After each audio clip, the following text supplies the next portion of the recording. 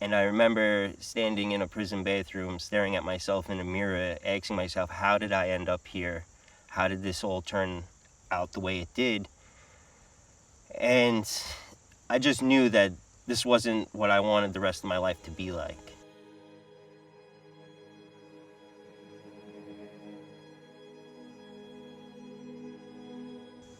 My journey here first started many years ago when my family saw how out of control I was. And then I wound up doing 6 years in the state prison.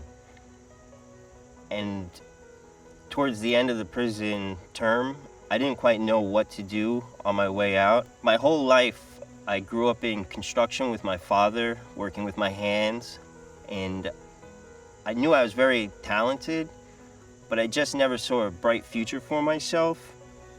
So I reached out to my family for one last favor to see if I was able to get into Hope House. So I came here directly from a state facility. I was not adjusting well for the first couple of months. I still held a prison mentality, and it was real hard in the beginning to actually accept Hope House for what Hope House is. I basically have my hands in just about every building project that goes on in here. Like I said, I grew up in construction. I know the ins and outs. But then I was asked to volunteer some of my times with the adolescents from Montfort House. And these are the kids that come from the same background as me. Little to no schooling, already in the state system, rocky pasts. And volunteer my time showing them different outlets. So one of my main one is working with them in the wood shop, and it slowly evolved from just going over basic tools and different types of lumbers. And now to this day, kids are actually getting credited in high school for a shop class. So it really changed my whole entire outlook on where I wanted to go with my personal future.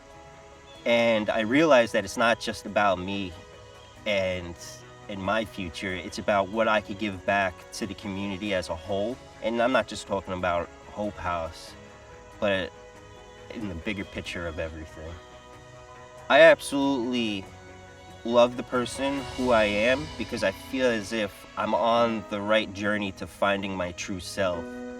Now, I have plenty of flaws, but at least now I know how to cope with these different flaws. And I'm perfectly fine with accepting them and accepting who I am today and being able to love myself. And that's what Hope House really did for me, was love me when I couldn't love myself. This is my journey here at Hope House. We invite you to come and visit.